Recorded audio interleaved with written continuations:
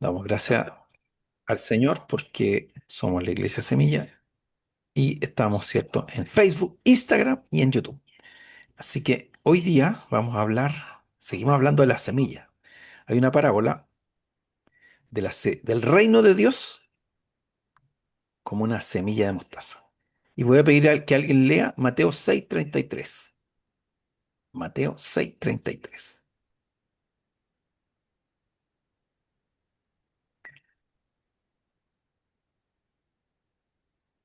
Mateo 6, versículo 33. 33. Sí, Yo lo leo, pastor. amén. Así que primero busquen el reino de Dios y su justicia, y Dios les dará todo lo que necesiten. Amén. Amén. Amén. Este versículo dice que debemos buscar, ¿cierto?, el reino de Dios, el reino de los cielos y su justicia. Y todas las cosas que necesitamos van a ser añadidas. ¿Y eh, qué es el reino de Dios? Y vamos a pasar luego a la parábola de esta semilla como el reino de Dios. Pero primero quería mostrarle el proceso de la semilla. Eh, Ahí en Juan 12:24 dice, de cierto les digo que si el grano de trigo no cae en la tierra y muere, queda sola, pero si muere lleva mucho fruto. En general, una semilla, ¿cierto?, es puesta en la tierra, o sea, este es un proceso como obvio, ¿cierto? Eh, y viene un proceso de muerte de la semilla, ¿cierto?, que es donde la cubierta externa se rompe, ahí en el suelo. Ahí en la figura se ve que cuando la semilla cae en tierra no se ve, ¿cierto? Hay una parte que que se está desarrollando dentro de la semilla, pero que no se ve. No sé si ahí ven, muestro, que está bajo tierra, es un proceso que ocurre bajo tierra. eh, Luego germina y la germinación genera que lo que estaba bajo tierra ahora empieza a ser visible. Antes de que germinara no era visible, pero aparece, ¿cierto?, alguna hojita, una ramita verde, algo que empieza a brotar. Luego dice que viene el proceso de enraizamiento, que es donde se desarrollan las raíces. ¿Cuál es la idea de la raíz? Que mientras más raíz tenga, más va a crecer. Entonces, los árboles más grandes tienen más raíces, necesitan aferrarse, ¿cierto?, a la tierra. eh, y después comienza, ¿cierto?, este brote a salir a la superficie. Finalmente crece progresivamente, no es instantáneo el crecimiento, es progresivo hasta que después da fruto, madura y produce fruto. Bueno, la semana pasada, o la antepasada, hablábamos de la semilla de mostaza, ¿cierto? Como la fe, y la idea de la semilla es que pase por todos estos pasos, ¿ya? Si es que va a dar fruto. También hablamos de la parábola del sembrador, ¿cierto? Donde la idea de una semilla es que dé fruto, que de primera, ¿cierto?, es pequeña, es invisible, pero luego empieza a verse y finalmente da frutos. Eh, Hay un dicho de los sabios que dice, una persona puede contar las semillas de una manzana, ¿cierto? Es posible contar las semillas de una manzana, ¿no? Creo que sí, porque cuando picas la manzana en cuatro, ve la semilla en el medio. Sí. Pero solo Dios puede contar las manzanas dentro de una semilla. Solo Dios puede contar las manzanas dentro de una semilla. Es interesante porque dentro de la semilla hay una infinidad de frutos, porque esa semilla puede dar un fruto, ¿cierto? Y ese Se fruto puede dar muchas multiplica. manzanas y cada manzana va a dar más semillas, Más entonces, frutos, sí. es infinito. Bien, veamos la parábola. Recuerden que la parábola es una analogía, es un símil, es una metáfora donde Jesús contaba una historia, pero la idea era que entendiéramos las verdades espirituales. Y en Mateo 13, 31, 32 dice, Jesús también le contó esta parábola. El reino de los cielos es como una semilla de mostaza que un hombre siembra en su campo. Es, por cierto, la más pequeña de todas. Y ya habíamos hablado, ¿cierto?, hace 2 semanas, que Para los judíos, la semilla más pequeña era la semilla de mostaza, la semilla que se sembraba. Ellos no conocían las otras semillas que hoy día que son más pequeñas. Dice, pero cuando crece, se hace más grande que las otras plantas del huerto y llega a ser como un árbol, porque la semilla de mostaza no es un árbol, es como un árbol tan grande que las aves van y se posan en sus ramas. ¿Qué quería decir Jesús con esta parábola? Jesús también les contó esta parábola. El reino del cielo es como una semilla de mostaza, o sea, algo pequeñito, que un hombre siembra en su campo. Es por cierto la más pequeña de todas las semillas, pero cuando crece se hace más grande que las otras plantas del huerto y llega a ser como un árbol tan grande que las aves van y se posan en su rama. ¿Qué piensa usted cuando se lee esta parábola? ¿Qué piensa? Escucho opiniones. ¿Qué es el reino de Dios? A qué lo está asimilando Jesús? La familia, Ya, puede ser, sí. ¿Qué entiende usted? Porque aquí hay una verdad espiritual del reino de Dios o el reino de los cielos. Mateo usa el reino de los cielos, los otros evangelistas usan el reino de Dios. ¿Qué es el reino de Dios? Yo le pregunto a usted, ¿qué es el reino de Dios?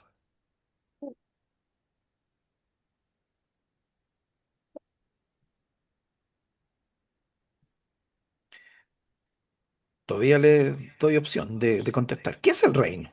A ver, Cuando Luis, yo le digo, me vas a, ¿ah? pe- me vas a creer que nunca he entendido bien esta parábola, así que estoy ansiosa de escuchar porque nunca la he entendido muy bien. Interesante.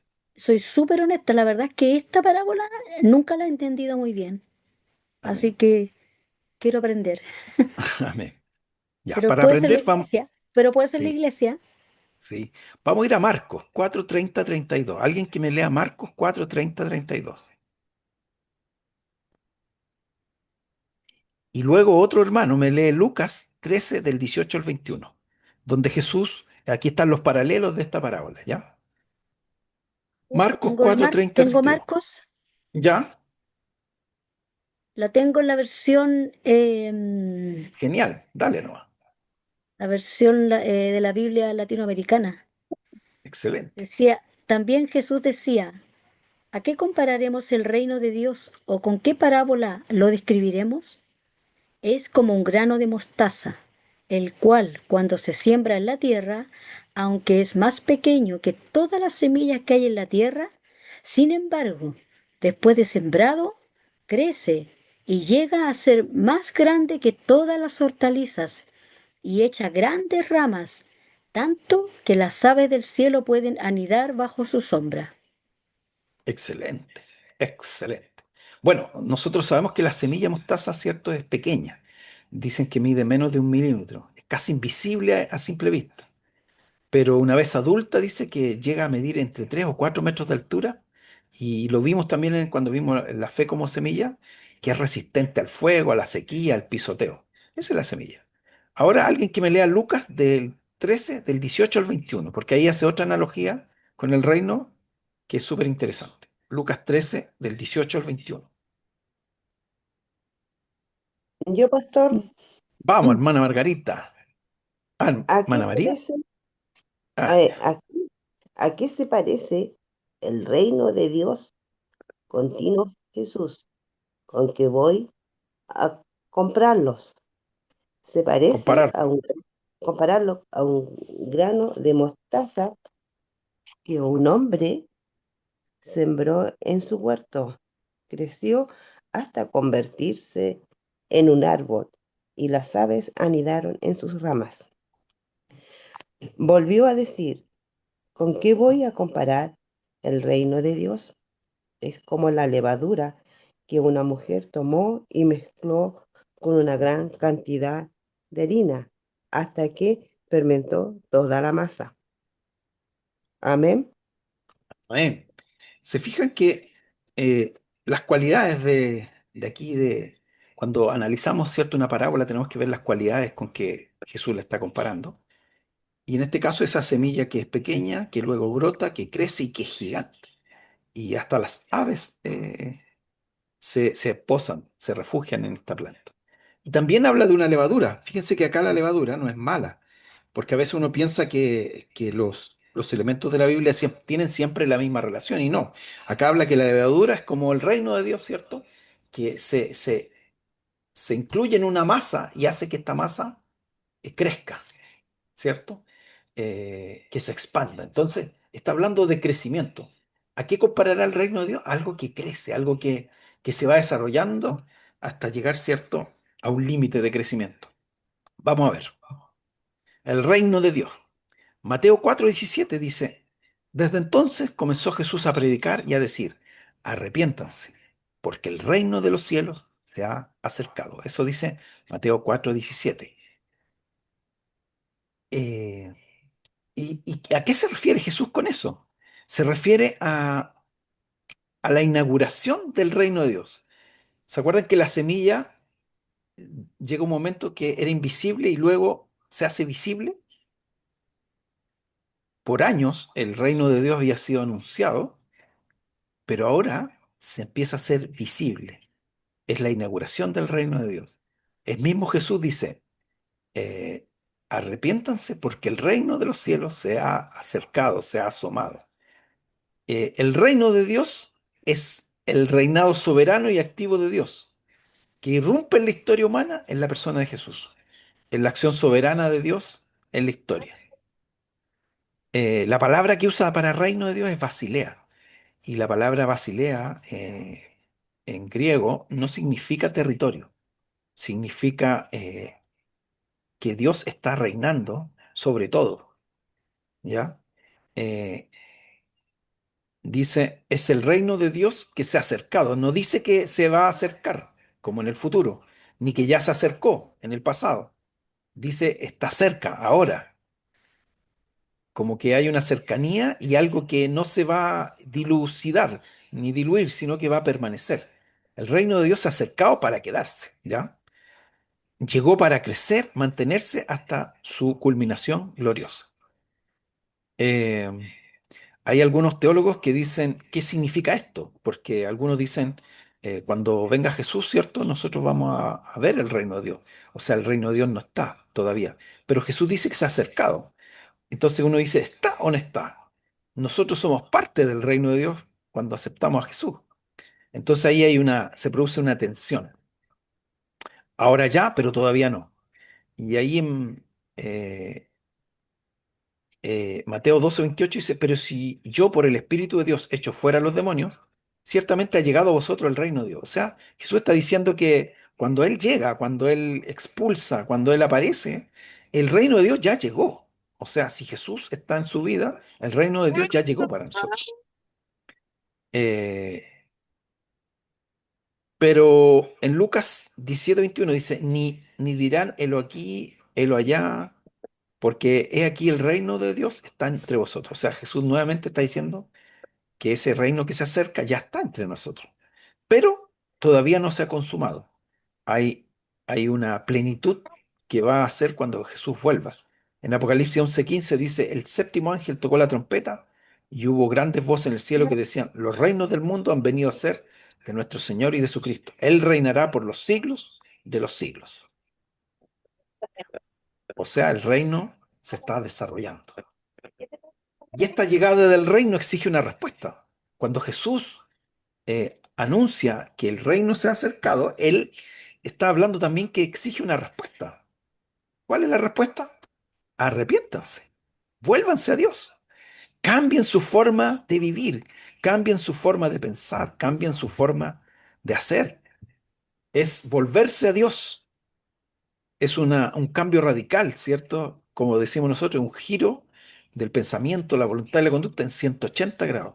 Pero ¿por qué hay que volverse a Dios? Porque el reino se ha acercado y ese es ahora, es un arrepentimiento ahora. Cuando se escucha el mensaje, es un llamado ahora, ¿ya? Arrepentimiento es metanoia, que es cambio de mente. No es una actitud de decir ya voy a portarme mejor. Es un cambio de señorío. Ahora yo, en vez de servir al mundo como mi señor o a mis pensamientos o a mis deseos, ahora sirvo a Jesús.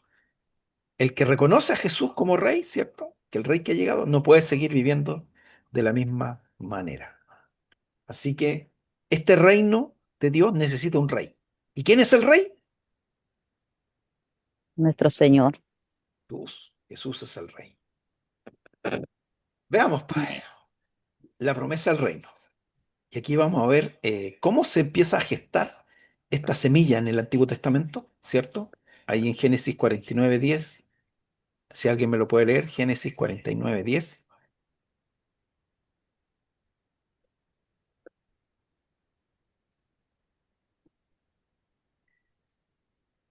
Génesis 49:10. Ya, pues, la Lola, el Rodrigo, la hermana Consuelo. Yo la ando buscando, voy, pastor. Sí, Chito, pues. Gloria, dale. Estaba dice, buscando. el cetro no se apartará de Judá, ni la vara de gobernante de entre sus pies. A ver, espérate, voy a buscar la otra versión, la tengo al tiro acá. Génesis Dice, 49:10. no será quitado el cetro de Judá, ni el legislador de entre sus pies, hasta que venga Silo o Silo, y a él se congregarán los pueblos. ¿Estará bien? Sí, está bien. ¿Está bien? El Hay una legislador promesa. habla. Sí, hay una promesa. Amén. El cetro del reino le pertenece a Judá. Judá es un hijo de Jacob, ¿ya? Creo que es el cuarto hijo.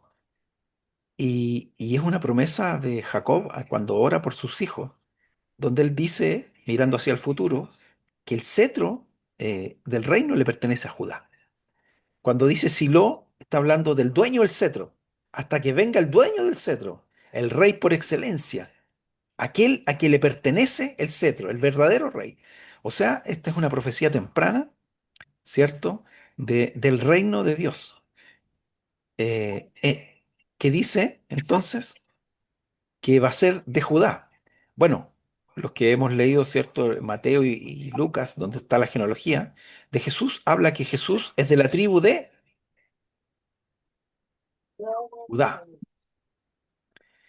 Lucas 1, 32, 33 dice, este será grande y será llamado Hijo del Altísimo, y el Señor le dará el trono de David su padre, y reinará sobre la casa de Jacob para siempre, y su reino no tendrá fin. Jesús es del linaje de Judá. En Hebreos 7:14 dice, porque manifiesto es que nuestro Señor vino de la tribu de Judá, de la cual habló Moisés tocante el sacerdocio. Las naciones se congregarán a él. Jesús es el león de la tribu de Judá. Y las naciones se congregarán ante él. Es lo que decía Génesis 49:10. Ahí en Apocalipsis dice 5:9. Y cantaban un nuevo cántico diciendo, digno eres de tomar el libro y de abrir sus sellos, porque tú fuiste inmolado, con tu sangre nos has redimido para Dios, de todo linaje, lengua, pueblo y nación. Y también dice que es el único digno de abrir el rollo, ¿cierto? El león de la tribu de Judá. Eso dice Apocalipsis 5:5, que Jesús era el único digno de abrir el rollo, el león de la tribu de Judá. Pero también dice que Jesús, como descendiente de Judá, es descendiente de David. Y esa profecía estaba en 2 Samuel 7, 12, 13. Dice, y cuando tus días sean cumplidos y duermas con tus padres, yo levantaré después de ti a uno de tu linaje, el cual procederá de tus entrañas, y afirmaré su reino. Él edificará casa a mi nombre, y yo afirmaré para siempre el trono de su reino.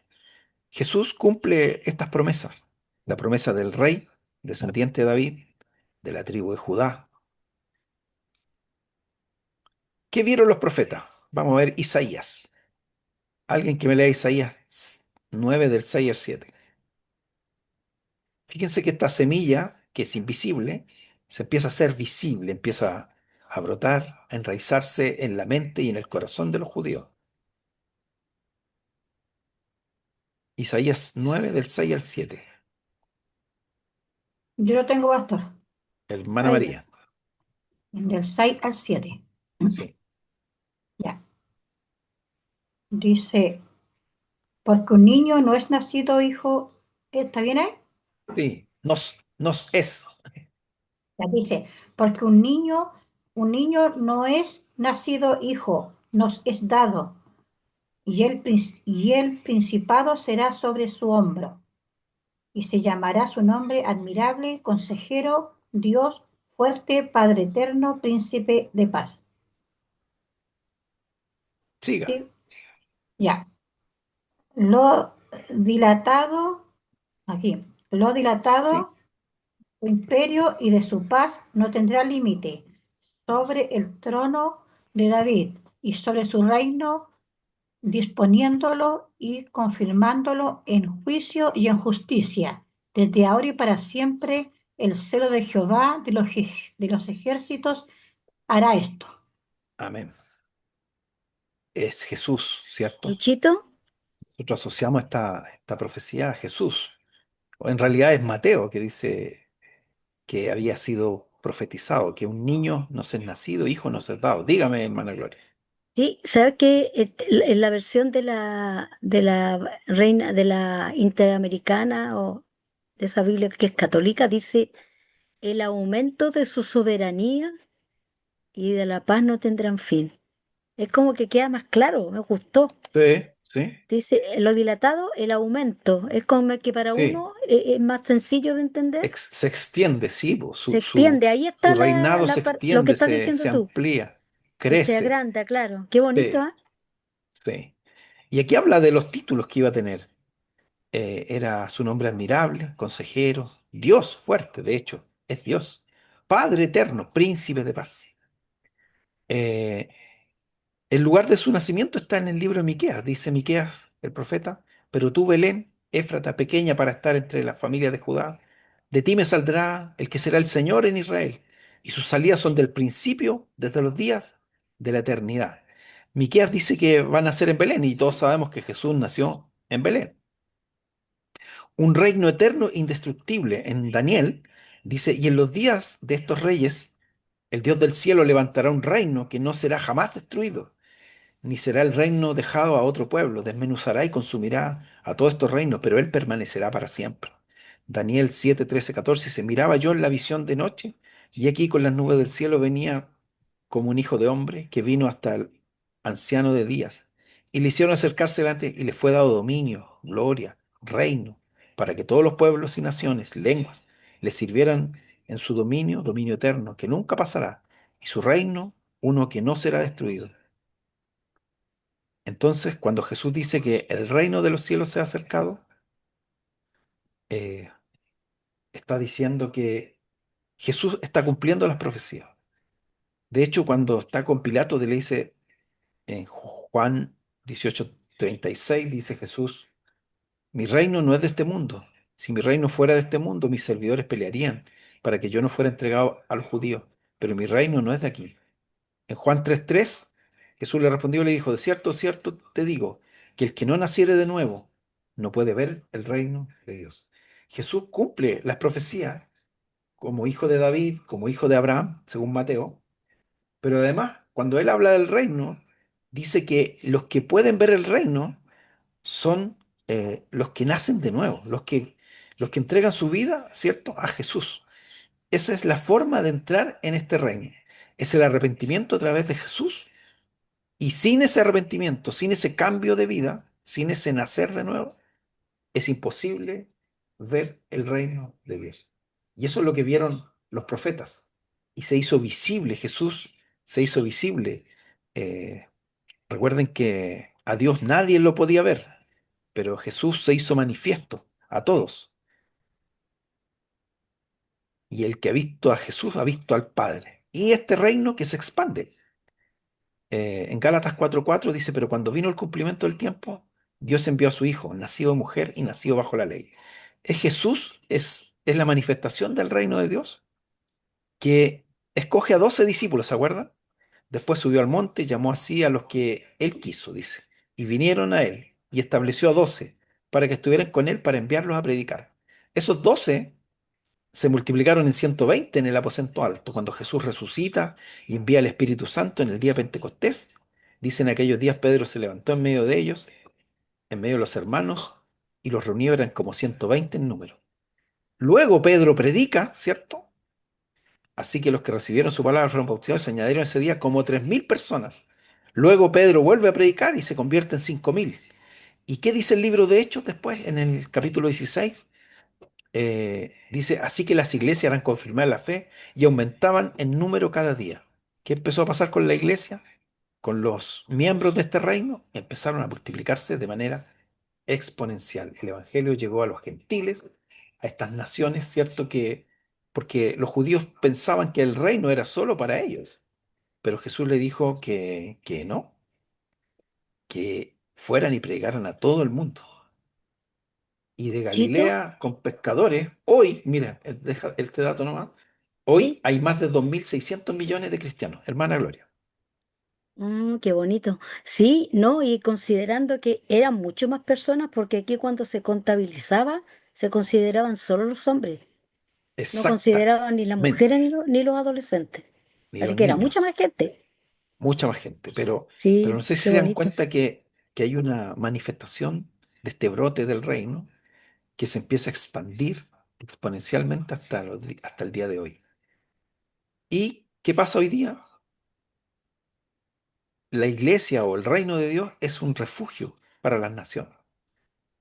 Gálatas 3:28 dice, ya no hay judío ni griego. Acuérdense que los judíos creían que eran ellos nomás. No, ahora no es ni judío ni griego, ni esclavo ni libre. No hay varón ni mujer, porque todos vosotros sois uno en Cristo. Jesús no está a favor de la lucha de clases, ni de género, ni de nada de eso. No, para él todos son importantes. Las personas son personas creadas por Dios. Entonces las aves de la parábola son las naciones del mundo. Este reino que crece es tan grande que hasta las aves, dice, se refugian en él. Porque las aves eran miradas como los gentiles, como los no deseados, pero hasta ellos alcanzan refugio en esto.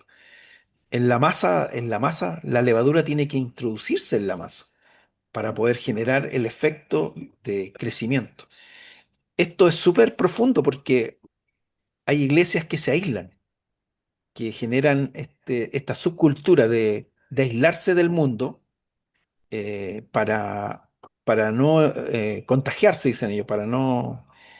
Pero finalmente el efecto de la levadura o del reino es en el mundo, es dentro de la masa, para poder leudar la masa y hacer que se expanda.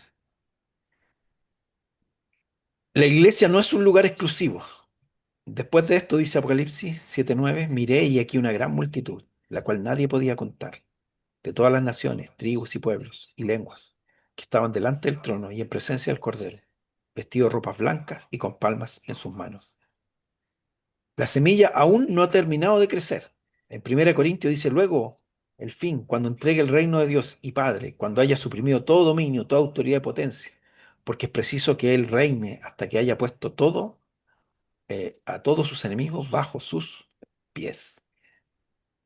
Y la iglesia, hoy, que es parte del reino, es la encargada de llevar el mensaje de salvación.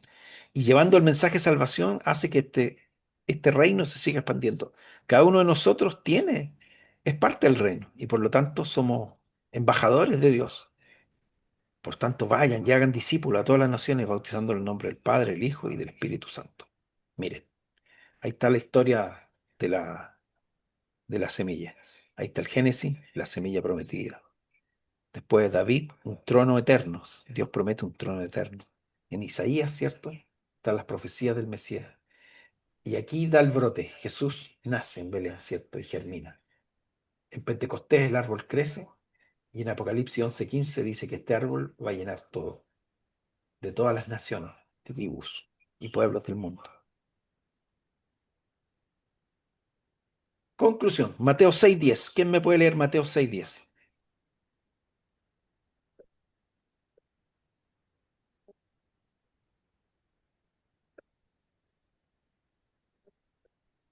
Yo, pastor, Hermana María. venga en tu reino, que se haga tu voluntad en la tierra, como se hace en el cielo. ¿Qué dice? De nuevo, ¿lo puede leer? Venga tu reino, que se Venga haga tu tu reino. voluntad, que se haga tu voluntad en la tierra como se hace en el cielo. Amén. Amén. Amén. Esa es la oración nuestra. Que este reino venga, que se expanda. Este reino de Dios sigue creciendo para luego establecerse definitivamente. ¿Cuándo se va a establecer definitivamente?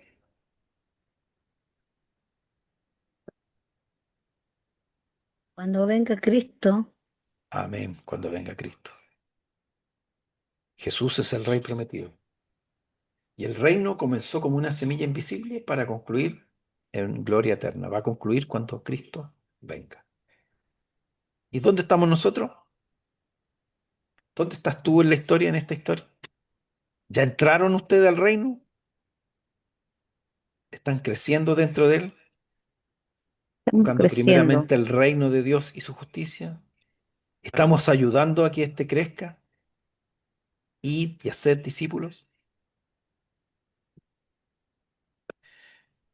Cuando Jesús nos enseñó a orar, venga tu reino, no estaba invitando a ser parte de algo que comenzó en el Edén, que tomó forma en Belén y que explotó en Pentecostés y que un día llenará toda la tierra.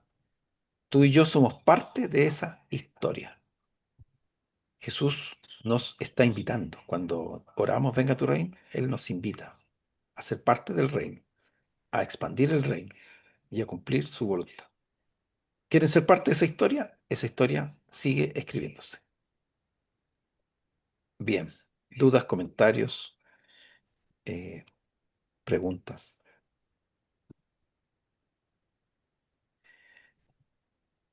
Estuvieron muy callados hoy día, Pastor, con hermana. respecto, con respecto a ustedes de la semilla, en lo mío personal, yo como me encuentro así como una semilla que yo la planté en la iglesia semilla y he recibido tantas bendiciones porque esa semilla creció en tantas raíces que me he encontrado con tantos hermanos que me da tanta bendición y me siento tan alegre cuando estoy en semilla que me dura esa alegría, esa bendición para toda la semana y digo que llegue luego el domingo, que llegue luego el domingo y me siento contenta. Cuando no voy me siento triste, pero para mí la semilla es esa como que creció en mí así en abundancia, en abundancia. Amén. Amén. Y va a seguir creciendo. Sí, va a seguir creciendo, hay mucha abundancia, muchas bendiciones. Amén, pastor. Amén. Nuestra vida tiene que seguirse desarrollando. Tenemos que ser buena tierra para poder dar buen fruto y que el reino se siga expandiendo.